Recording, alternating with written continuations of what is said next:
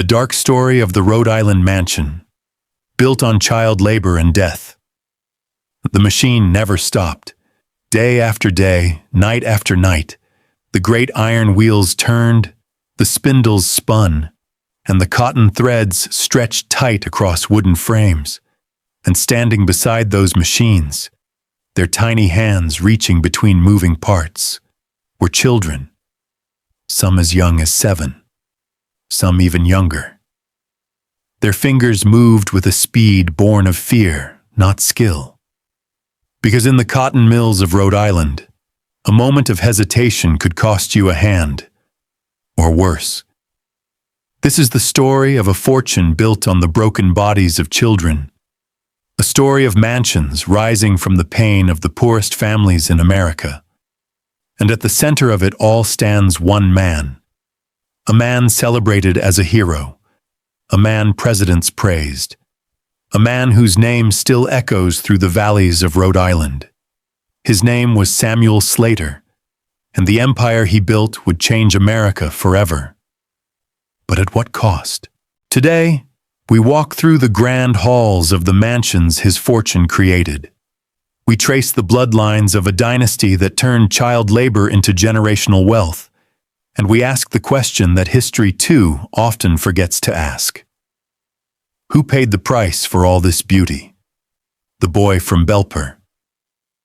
To understand the mansions that would one day rise along the rivers of Rhode Island, we must first travel back to a small English town called Belper in the county of Derbyshire.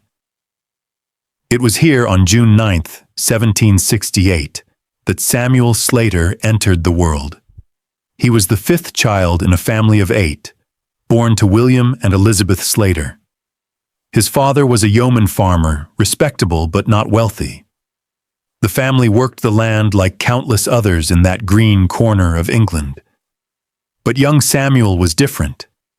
While other boys dreamed of fields and harvests, he found himself drawn to something else entirely. In Belper, the future was being built not on farms, but in factories. The great Richard Arkwright had opened his first water-powered cotton mill at nearby Cromford just a few years before Samuel was born. The Industrial Revolution was no longer a rumor. It was a roaring, clanking, spinning reality. And it was changing everything. When Samuel was just 10 years old, he walked through the doors of Jedediah Strutt's cotton mill. Strutt was a business partner of Arkwright himself, a man who understood the secrets of the new machines that were transforming England into the workshop of the world. The young boy was mesmerized. The thundering water wheels, the spinning frames, the endless dance of cotton being transformed into thread. It was like watching magic, except this magic made money. Tragedy struck when Samuel was 14. His father was killed in a farming accident, leaving the family without its patriarch. The loss was devastating, but it also sealed Samuel's fate. With no farm to inherit and a family to help support, he was formally apprenticed to Strutt's mill. For the next 7 years, he would learn every secret of cotton manufacturing: how to build the machines, how to run them, how to organize workers and production, how to turn raw cotton into gold. By the time he completed his apprenticeship at 21, Samuel Slater knew more about textile manufacturing than almost anyone in England. He understood the Arkwright system so completely that he could reconstruct it entirely from memory. And that memory would prove to be his most valuable asset. Because England guarded its industrial secrets jealously, it was illegal to export plans for textile machinery. It was illegal for skilled mechanics to emigrate. The British Empire intended to keep its technological advantages locked within its borders. But Samuel Slater had other plans. The Great Escape. In the summer of 1789, while revolution tore through France and a new American nation struggled to find its footing, Samuel Slater made the most important decision of his life. He would leave England, He would carry the secrets of the Industrial Revolution in his head, and he would sell them to the highest bidder in the new United States of America. The escape itself was worthy of a spy novel. British authorities watched the ports carefully, searching for skilled workers trying to flee with their valuable knowledge. Slater couldn't carry any plans or drawings. He couldn't even admit his true profession. According to legend, he disguised himself as a common farm laborer, hiding his calloused factory hands and memorizing every detail of the machines he intended to rebuild. On September 1st, 1789, he boarded a ship bound for New York. Behind him lay everything he had ever known. Before him lay a continent, hungry for the very knowledge locked inside his brain. Some in Belper would later call him Slater the traitor. But in America, he would become known by a very different name. The father of the American Industrial Revolution. The partnership that changed everything. When Slater arrived in New York, he found a nation desperate for what he knew. The young United States had abundant cotton but no efficient way to process it. American merchants had tried to build Arkwright-style mills, but without someone who truly understood the system, their efforts had failed miserably. There were bounties offered across multiple states for anyone who could successfully establish cotton manufacturing. It didn't take long for word of Slater's abilities to reach the right ears. In Providence, Rhode Island, a wealthy merchant named Moses Brown had been struggling to establish a textile operation. Brown came from one of Rhode Island's most prominent families, deeply connected to both commerce and controversy. His own brother had been notorious in the slave trade, while Moses himself had become a Quaker and an abolitionist. Now he sought to build a different kind of fortune through manufacturing. Brown's attempts at cotton spinning had been disasters. His machinery didn't work. His workers didn't know how to operate it. In late 1789, he received a letter from a young Englishman who claimed he could solve all his problems. Slater wrote with characteristic confidence that he could replicate the British system entirely. Brown was skeptical but desperate. He invited Slater to Pawtucket to see what could be done. When Slater arrived and examined Brown's equipment, he delivered a harsh verdict. The machinery was useless. It would need to be completely rebuilt. But he could do it. He could build machines from memory that would spin cotton, as well as any factory in England. The two men struck a deal. Slater would receive half ownership in any machinery he built, and half the profits from its operation. It was a generous arrangement, but Brown recognized that without Slater's knowledge, he had nothing. The work that followed was grueling. Slater couldn't simply describe what he needed.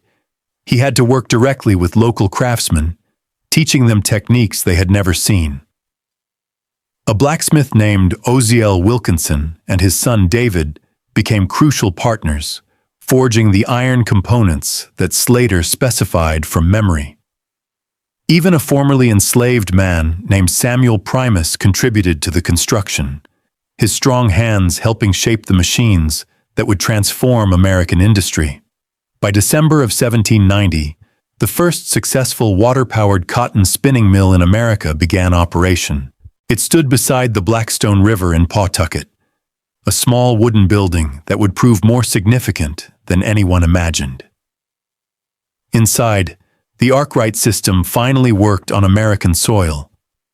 The spindles turned, the cotton became thread, and the children came to work. The little hands. Here is where our story takes its darkest turn. Because from the very first day that Slater's mill began operation, children formed the backbone of its workforce. This was not an accident. It was not an unfortunate necessity that circumstances forced upon a reluctant manufacturer. It was the plan from the beginning. Slater had learned his trade in English mills that relied heavily on child labor. Children as young as 7 worked alongside adults, their small bodies ideally suited for certain tasks. Their tiny fingers could reach into tight spaces. Their small frames could crawl beneath machinery. And most importantly, they could be paid far less than grown workers while producing nearly as much output. When Slater opened his Pawtucket mill, his first employees were 9 children between the ages of 7 and 12. Think about that number. 9 children, some barely old enough to read, standing beside thundering machinery for 12 hours a day or more.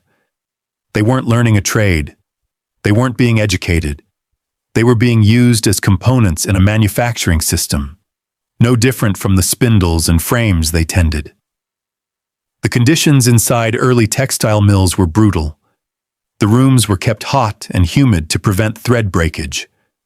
Windows remained closed even in summer. Cotton dust filled the air, settling in young lungs with every breath. The machinery was loud enough to cause permanent hearing damage, and its moving parts were completely unguarded. One moment of inattention, one stumble from exhaustion, and a child could lose fingers, hands, or worse. Contemporary accounts describe the injuries with clinical horror. Children caught in machinery had their skin stripped to the bone. Fingers were severed, arms were mangled, some were scalped when their hair became tangled in spinning equipment. Others were crushed when they fell asleep from exhaustion and tumbled into the mechanisms they were supposed to be tending. In some mills, nearly half of all child workers bore visible injuries from industrial accidents. But none of this stopped Samuel Slater. In fact, he refined the system. He developed what became known as the Rhode Island system of labor, which specifically targeted poor families with many children. Under this system, entire families were hired together. The children worked in the mills while their mothers often wove cloth at home. The fathers might work in other capacities, but the real value to the mill owner lay in having access to those small, nimble, cheaply paid hands. By 1830, 55% of all mill workers in Rhode Island were children. More than half the workforce was under 16 years old. These weren't numbers hidden in dusty archives. This was the foundation of an industrial empire. This was how the fortunes were made that would build mansions and establish dynasties. The rise of Slaterville. As his Pawtucket operation proved successful, Samuel Slater's ambitions grew. He split from his original partners and formed new ventures. His in-laws, the Wilkinson family, became business partners.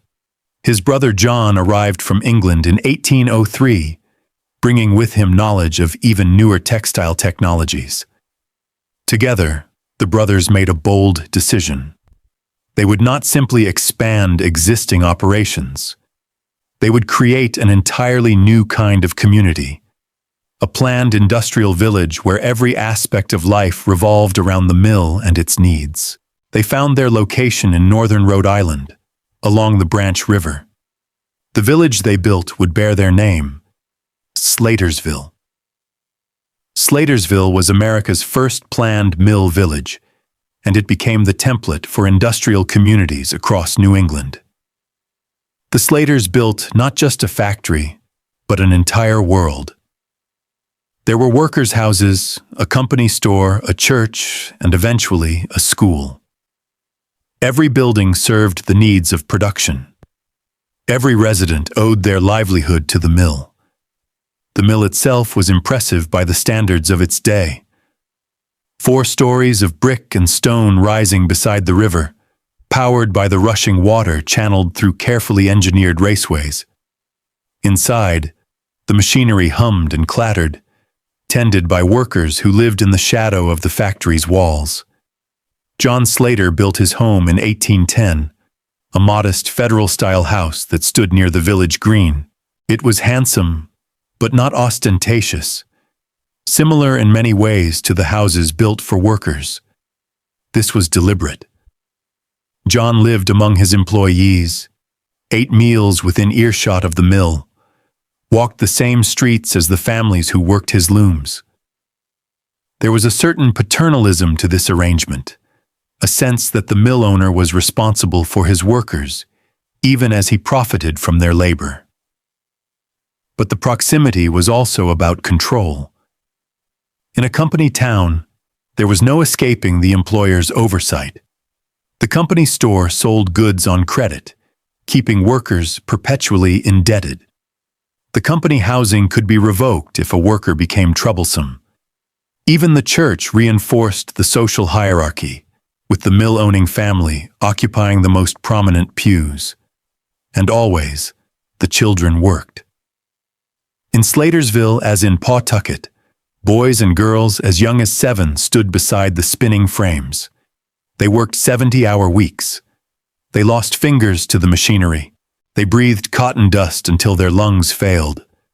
Some died from accidents. Others died slowly, worn out before they reached adulthood. Their names are largely forgotten now, lost to history like so many of the poor. But their labor built the foundation of everything that followed.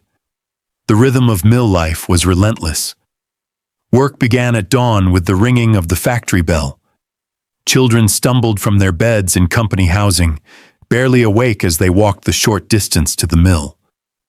Inside, the air was already thick with cotton fibers, the temperature already climbing toward the uncomfortable heat that mill owners believed necessary for proper thread production. The youngest children were given tasks that seemed designed specifically for their small bodies. They crawled beneath moving machinery to collect loose cotton and clear debris from the mechanisms. This work was called scavenging, and it required children to move through spaces too tight for adults, while sharp metal parts spun and jerked above their heads. One wrong movement, one moment of distraction, and the machines would claim another victim. Other children worked as piecers, standing on platforms beside the spinning frames, their job to rejoin broken threads as quickly as possible. The work demanded constant attention and nimble fingers. The threads broke frequently, and each break meant lost production. Children learned to move with mechanical precision, their hands darting in and out of the machinery like components themselves. The noise was overwhelming. The clatter of looms, the hum of spindles, the rush of water through the power systems below. Workers communicated through gestures because shouting could not overcome the industrial din. After years of such exposure, many developed permanent hearing damage. Elderly former mill workers would later describe ringing in their ears that never stopped, a constant reminder of their years beside the machines. But perhaps the most insidious danger was invisible. The cotton dust that filled the air seemed innocuous enough at first.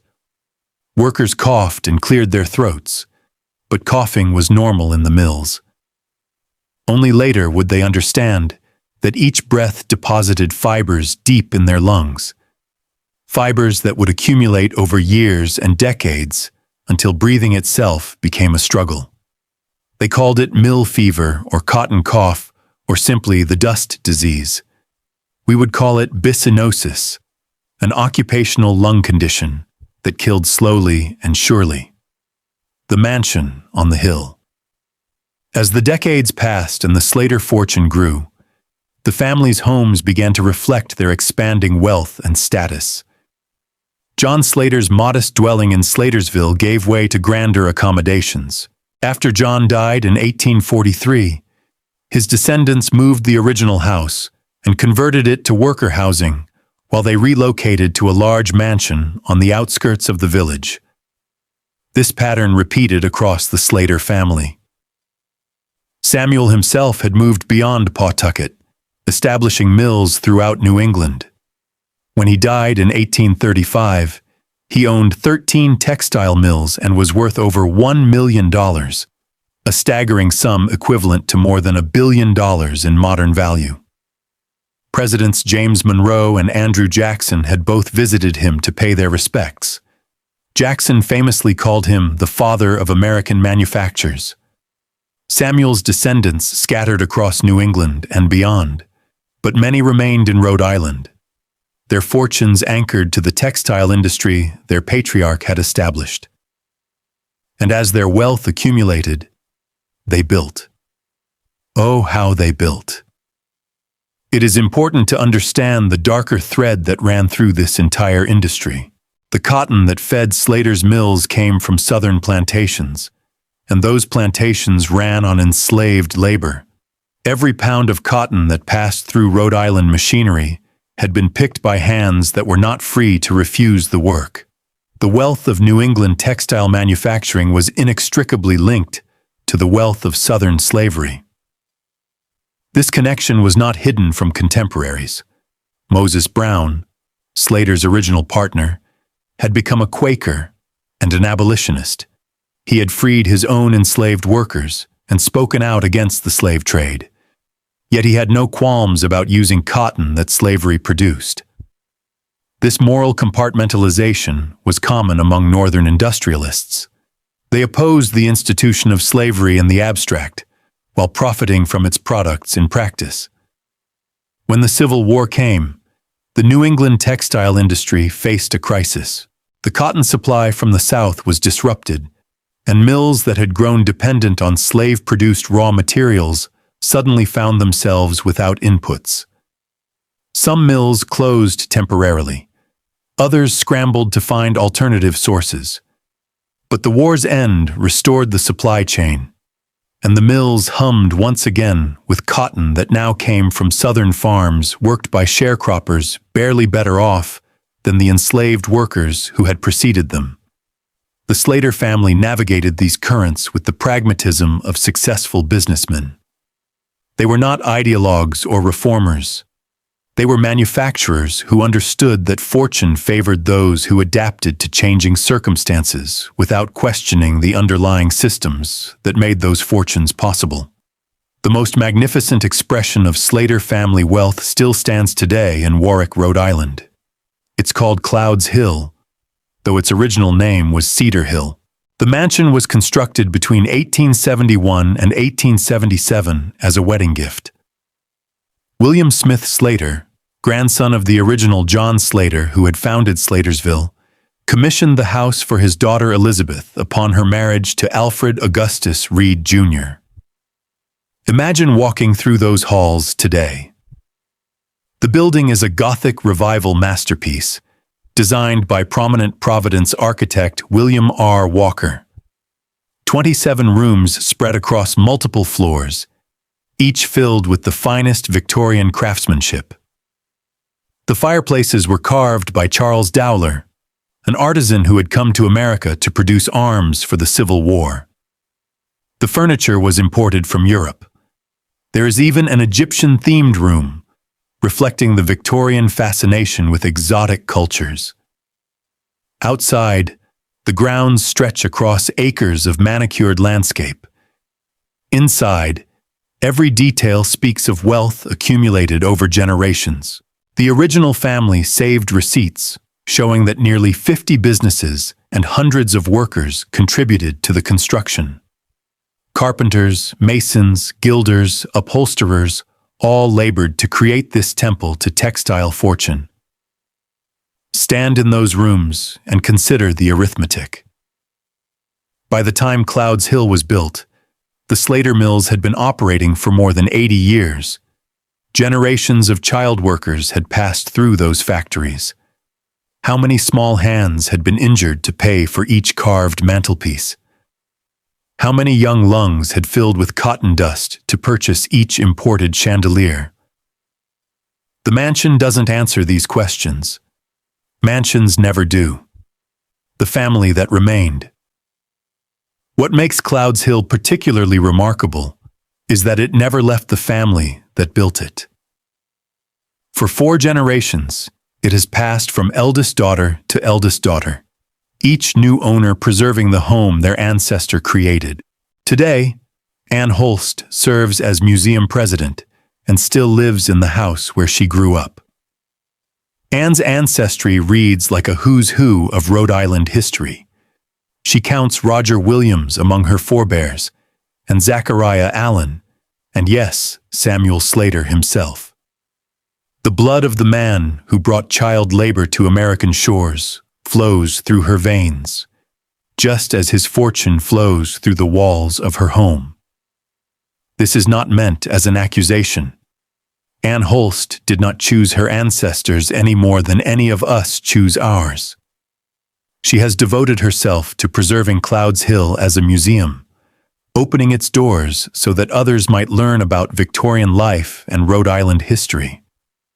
The house has even appeared in the HBO series The Gilded Age, its authenticity recognized by filmmakers seeking genuine period settings. But standing in those rooms, one cannot help but think about the connections that bind past to present. The textiles that paid for the carved woodwork came from mills where children worked. The fortune that enabled multiple generations to live in such comfort was built upon the labor of the poorest families in New England. This is not ancient history. It is living memory, preserved in brick and wood, and the bloodlines of descendants who still walk these halls. The cost of progress. We tell ourselves stories about progress. We say that industrialization lifted all boats, that the short-term suffering was worth the long-term gain, that today's abundance somehow justifies yesterday's cruelty. But when you look closely at the textile industry that Samuel Slater founded, these stories become harder to sustain. Consider the documentary evidence that has survived. Photographs from the early 1900s show child workers in Rhode Island mills, their faces blank with exhaustion. Lewis Hine, working for the National Child Labor Committee, captured image after image of boys and girls standing beside machinery far larger than themselves. In one caption, he notes that the air is so thick with cotton lint that it doesn't even show in the photograph. Workers in those conditions developed respiratory diseases that would plague them for life. One documentary filmmaker spent more than a decade interviewing residents of Slaterville and researching the village's history. He found evidence of child immigrants as young as 6 working 70-hour weeks. He documented the accidents that claimed fingers and limbs. He traced the pattern of families arriving with hope and leaving broken.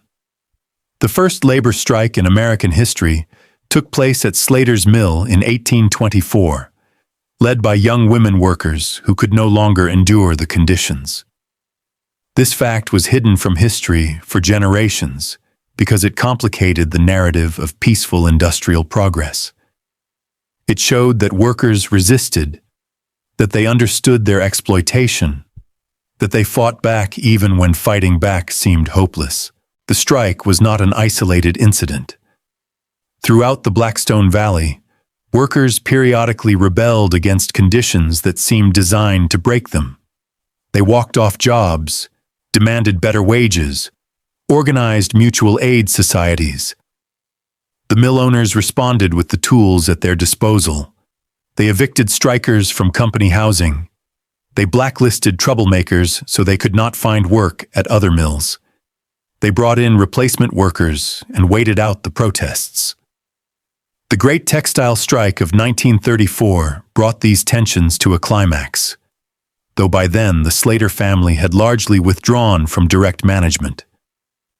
In nearby Salesville, 4,000 or 5,000 people gathered in the streets, throwing rocks at the National Guard.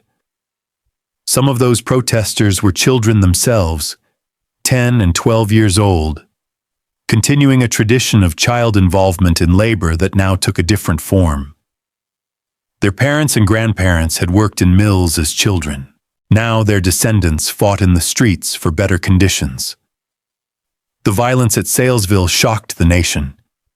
Images of workers confronting armed soldiers seemed to belong to another country, not to Rhode Island, not to the birthplace of American industry. But those who knew the mills understood that the violence had been building for generations. Every crushed finger, every damaged lung, every stolen childhood had accumulated into a fury that could no longer be contained. Yet even this reckoning came too late for the original victims. The children who had worked Samuel Slater's first mill were more than a century dead by 1934. Whatever improvements workers won through struggle could not retroactively heal the bodies that industry had broken. By the time labor laws finally began to protect children in the 20th century, the Slater fortune had long since been established. The mills had operated for more than a century with minimal regulation. The families who owned them had accumulated wealth that would sustain their descendants for generations to come. The children who had worked those machines were dead, their names forgotten, their suffering reduced to statistics in academic studies. The mansion as monument. So what do we make of houses like Clouds Hill? Are they monuments to achievement or memorials to exploitation? Perhaps they are both. When you tour the mansion today, you see exquisite craftsmanship. You marvel at rooms that have remained essentially unchanged for 150 years. You learn about Victorian customs and decorative arts. These are legitimate subjects of historical interest. The preservation of such houses helps us understand how the wealthy lived in another era. But there is another story embedded in those walls. It is the story of the workers whose labor made the wealth. It is the story of children who grew old before their time in cotton mills. It is the story of families trapped in company towns, spending their wages at company stores, living at the pleasure of employers who controlled every aspect of their existence. We do not have mansions built by those workers to tour. We do not have their furniture or their art or their family records stretching back generations. What we have are statistics and accounts and the occasional photograph of a child's face, tired beyond words, staring at a camera that would try to capture their plight. The Slater family's story is not unique. Across Rhode Island's Gilded Age mansions, similar patterns repeat. The Breakers was built by the Vanderbilts on railroad wealth accumulated through ruthless business practices. The Elms belonged to a coal magnate whose workers died in mining accidents. Marble House cost $11 million at a time when laborers earned pennies an hour. These houses are beautiful. They are historically significant. They are also monuments to inequality on a scale that is difficult to comprehend. The river's legacy. Today, the Blackstone River Valley is a national historical park. The Slater Mill still stands in Pawtucket, preserved as a museum dedicated to industrial history. Visitors can walk through the building where American manufacturing was born and learn about the machinery that transformed raw cotton into thread. The village of Slatersville also survives, its historic buildings largely intact. You can walk the same streets that John Slater walked, see the houses that workers occupied, stand beside the river that powered the original mill. The town common still anchors the community, and the congregational church that the Slaters built still holds services. In the Slatersville Cemetery, the Slater family plot stands behind a wrought iron fence. The tombstones mark generations of mill owners, their names carved in marble that has weathered more than a century of New England winters. Nearby lie the graves of workers whose names are less elaborate, whose markers are simpler, whose contributions to the family fortune went largely unacknowledged. The mills themselves are mostly silent now. American textile manufacturing moved south in the 20th century, chasing cheaper labor, then moved overseas, chasing labor cheaper still. The great brick buildings that once thundered with machinery now stand empty or have been converted to apartments and offices. The workforce that once filled them has dispersed. But the fortunes remain. The mansions still stand. The descendants still inherit. The wealth that child labor created continues to compound, generation after generation, as if the original sin of its accumulation could be washed away by the simple passage of time. The question we don't ask. We celebrate Samuel Slater, We name historical sites after him. We call him a founding father of American industry. We marvel at his accomplishment in bringing British technology to American shores. We do not ask the question that should accompany every celebration. We do not ask what it cost to build this fortune. We do not count the fingers lost or the lungs destroyed. We do not calculate the childhood stolen or the lives shortened. We do not trace the line from those first 9 child workers in 1790 to the mansions that their labor eventually funded. Perhaps we don't ask because the answer is uncomfortable. Perhaps we don't ask because it would force us to reconsider the foundations of American prosperity itself. The Industrial Revolution that Slater brought to these shores transformed the nation. It made possible the wealth and power that America would eventually achieve. But it also established patterns of exploitation that would repeat for generations. After Slater's Rhode Island system came the Lowell Mills of Massachusetts, where young women worked in conditions that destroyed their health. After Lowell came the sweatshops of the Gilded Age, where immigrants labored in fire traps that sometimes burned them alive. After the sweatshops came the overseas factories that produce our goods today, where workers in developing countries endure conditions that would be illegal in the United States. The thread runs continuous. From those first child workers in Pawtucket to the garment workers in Bangladesh, the story remains remarkably consistent. We want our goods cheap. We prefer not to know how they're made. We build mansions with the profits and call them achievements rather than indictments. What the walls remember. Stand in the great hall of a Gilded Age mansion, any of them, and you are standing in a kind of temple. The architecture is designed to inspire awe. The craftsmanship is intended to demonstrate mastery over materials and labor alike. Everything about these spaces says power and permanence and success. But walls have memories that blueprints cannot capture. Every beam was lifted by human hands. Every stone was carved by human labor. The money that paid for it all came from somewhere, and that somewhere was the work of ordinary people whose names we will never know. At Clouds Hill, the family preserved records showing which businesses contributed to the construction. This level of documentation is rare and valuable.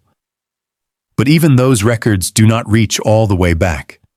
They do not list the mill workers whose labor generated the fortune that paid the craftsmen who built the house. They do not name the children who lost fingers in machinery so that future generations could enjoy Gothic Revival architecture. The documentary filmmaker who spent a decade telling Slaterville's story interviewed more than 140 residents. More than 30 of them died before his project was complete. They took their memories with them, stories that will never be recorded, knowledge that will never be recovered. This is how history works. The powerful leave monuments. The powerless leave gaps. The descendants at the crossroads. What obligation do descendants have to the past? It is a question without easy answers. Ann Holst did not exploit child workers. She simply inherited a home that child labor eventually funded. William Smith Slater, who built Clouds Hill, was 3 generations removed from Samuel Slater's original mill. By the time he commissioned that mansion, the fortune had been laundered through decades of respectable accumulation. But the connection remains. It cannot be severed simply by the passage of time. When Ann Holst walks through Clouds Hill, she walks through a building that exists because Samuel Slater believed child labor was acceptable. When she shows visitors the carved fireplaces, she is showing them workmanship paid for by an industry that worked children until they dropped. This is not to say that the current owner bears guilt for ancestral actions. But awareness matters. Acknowledgement matters. When we tour these mansions, we should do so with open eyes. We should see not just the beauty, but the cost. We should understand not just the achievement, but the exploitation that enabled it. Some historic sites are beginning to grapple with these questions. At plantation houses across the American South, there is growing recognition that telling only the story of the slaveholding families is incomplete. Tours now include information about the enslaved people whose labor made those estates possible. Monuments to the Confederacy have been removed or contextualized. Industrial mansions face a similar reckoning. The fortunes they represent were not created by great men alone. They were created by systems of labor that extracted maximum output from workers with minimum compensation. The workers included adults who had no better options and children who had no choice at all. A different monument. Imagine for a moment a different kind of historic site. Not a mansion preserved to showcase Victorian elegance, but a worker's dwelling preserved to show Victorian poverty. Not carved fireplaces, but rough wooden floors. Not imported furniture, but homemade necessities. Not rooms for entertaining, but rooms for exhausted sleep before another 12-hour shift. Such places existed. They no longer do. The workers' houses of Slaterville survive, but they have been modified over the decades, improved beyond recognition of their original state. The company towns were designed for function, not posterity. When they became obsolete, they were adapted or demolished. This is how power shapes memory. The wealthy build to last. They hire architects and craftsmen whose work will endure. They establish institutions to preserve their legacy. The poor build to survive. Their structures are temporary by necessity. When they pass, they leave little behind. But absence is not silence. The missing monuments speak in their own way. Every ornate mansion implies 100 humble dwellings that did not survive. Every family fortune implies countless families who never accumulated any wealth at all. The Slater story is preserved in archives and museums. The stories of their workers must be reconstructed from fragments and inference. The children who cannot speak.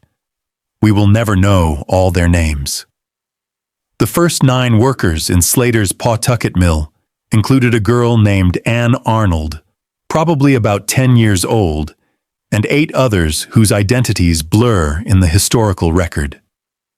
They were replaced by others as they grew too large for the work or too broken to continue. Those were replaced by others still. By 1830, when more than half of Rhode Island's mill workers were children, the numbers had grown beyond individual counting. They became a category, a labor force, a resource to be managed. Their injuries were calculated as costs of production. Their deaths, when they occurred, were regrettable inefficiencies. What did those children think as they worked? Did they dream of escape, of education, of lives beyond the mill? Did they accept their fate as natural, the way things had always been? Did they understand that their labor was creating wealth that would sustain other families for generations while their own families struggled to survive? We cannot interview the dead. The documentary filmmaker could speak with elderly residents who remembered Slatersville in its later years, but no living memory reaches back to those first decades of child labor. The children who worked Samuel Slater's original mill died long ago, their voices silenced, their stories untold. What we have are numbers and accounts. We know that children worked 70-hour weeks. We know that accidents were common and compensation non-existent. We know that cotton dust caused respiratory diseases. We know that the work broke bodies and shortened lives. These facts are documented beyond dispute. But facts are not the same as voices. Statistics are not the same as stories. The mansions tell one tale of achievement and elegance and careful preservation. The missing workers' stories would tell another tale of exhaustion and injury and early death. We must listen for both, even when one speaks in whispers. The reckoning that never came. In 1895, Slaterville finally closed its doors. The building that had launched American industry fell silent after more than a century of operation. The children had been replaced by adult workers decades earlier, as labor laws slowly improved. But the children's labor had built the foundation on which everything else rested. When the mill closed, there was no reckoning. No compensation was offered to the descendants of workers whose health had been destroyed. No acknowledgement was made that the Slater fortune had been built on exploitation. The family kept its wealth. The workers kept their poverty. The system moved on, finding new workers to exploit, new resources to extract. This pattern repeated across American industry. Fortunes accumulated during periods of minimal regulation remained in family hands long after regulations improved. The Vanderbilts and Carnegies and Rockefellers established trusts and foundations that would preserve their wealth indefinitely. The workers whose labor created that wealth had no similar mechanisms for intergenerational transfer. The inequality compounds. A family that starts wealthy becomes wealthier. A family that starts poor remains poor or grows poorer. This is not merely a social pattern, but a mathematical certainty when wealth generates returns and poverty generates debt. The Slater descendants who live in mansions today are not wealthy because of exceptional individual achievement. They are wealthy because their ancestors exploited a workforce of children, and because the systems of property and inheritance have protected that wealth across generations. This is not an accusation, but an observation. It is how the system works. It has always been how the system works. What we owe the past. So what do we do with this knowledge? What obligations arise from understanding that the mansions we tour and the histories we celebrate are entangled with exploitation and suffering? First, we must acknowledge the truth. We must tell the complete story, not just the flattering portions. When we visit Clouds Hill or Slater Mill or any other site connected to early industrialization, we should hear about the workers as well as the owners. We should count the costs as well as the profits. Second, we must examine the systems that created these inequalities. The Rhode Island system of child labor was not an aberration. It was the logical outcome of an economic structure that prioritized production over people. Similar structures persist today, though their victims now work in distant countries rather than neighboring towns. Third, we must consider whether inheritance should be unlimited. The fortunes that child labor created continue to compound, generation after generation, long after the original exploitation occurred. At what point does accumulated wealth become a social problem rather than a family achievement? These are political questions without easy answers.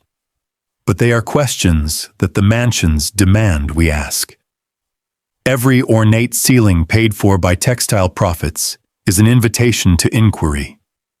Every preserved Victorian bedroom is a reminder of the workers who could never afford such comfort. The thread that binds. We began this story with children standing beside machines. Let us end it there as well. Picture a 7-year-old girl in 1790 reaching between spinning frames to clear cotton debris. Her fingers are small and quick. Her lungs are filling with dust she cannot see. She does not know that she is making history. She knows only that she is tired and that the work never ends. Picture that same mill 100 years later, still operating, though now with adult workers and some safety improvements. The original child workers are long dead. Their descendants have scattered. But the machines still turn, still producing thread that becomes cloth, that becomes profit, that becomes inheritance. Picture the mansion that rises in Warwick, its construction funded by generations of textile wealth. Inside, workers carve fireplaces and hang wallpaper and install the finest fixtures money can buy. They do not think about the mill workers whose labor ultimately pays their wages. They think about their craft and their compensation and their own families waiting at home. Picture the family that moves into that mansion, living in comfort that few Americans will ever know. They have servants and carriages and connections to the most powerful people in the state. They attend church on Sunday and feel grateful for their blessings. They do not think of their wealth as stolen from anyone. They think of it as earned through generations of hard work and wise investment. Picture the descendants who inherit that mansion, generation after generation, each receiving wealth they did not create, each preserving a home they did not build, each telling a story that begins with their ancestors' achievements and rarely mentions their ancestors' workers. Picture yourself standing in that mansion today, looking at craftsmanship that has endured more than a century. What do you see? What do you feel? What questions do you ask?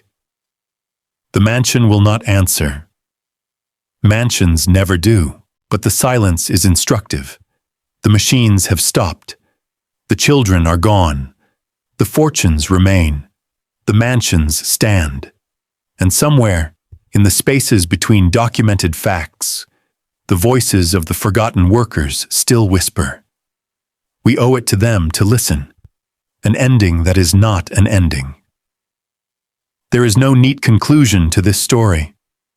The inequality that Samuel Slater's mills created persists in different forms. The mansions his fortune built still house his descendants. The workers' children's children's children have no such monuments to visit. We tell ourselves that progress has been made. Child labor is illegal now in the United States. Worker safety regulations exist. Unions won rights that early laborers could only dream of. All of this is true. All of this represents genuine improvement over the conditions in early mills, but the fundamental patterns persist. Wealth concentrates in fewer hands.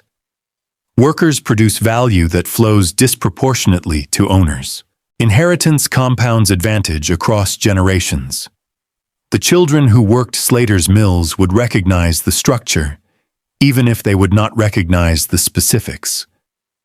The mansions of Rhode Island stand as testament to what the Industrial Revolution created. They are beautiful. They are historically significant. They represent craftsmanship and taste and the capacity of human beings to create enduring works of art. They are also monuments to a system that used children as machine parts. They are temples to wealth that was accumulated through exploitation. They are evidence that we tell ourselves comfortable stories rather than confronting uncomfortable truths. Walk through Clouds Hill if you have the chance. Admire the carved fireplaces and the Egyptian room. Listen to the guides explain Victorian customs and architectural styles. But remember, as you walk those halls, that the thread runs all the way back. Back through generations of Slater descendants. Back through decades of textile production. Back to a mill beside a river. Back to 9 children between the ages of 7 and 12. Back to tiny hands reaching between moving parts. Back to a fortune being built on broken bodies. The mansion remembers, even if it cannot speak. The river remembers, even as it flows to the sea. The story remembers, even as we try to forget. This is the dark story of the Rhode Island mansion built on child labor and death. This is the truth that the beautiful walls contain. This is what progress cost, and this is what inheritance preserves. And somewhere, in the silence between the documented facts, the children who paid that price are still waiting for someone to speak their names.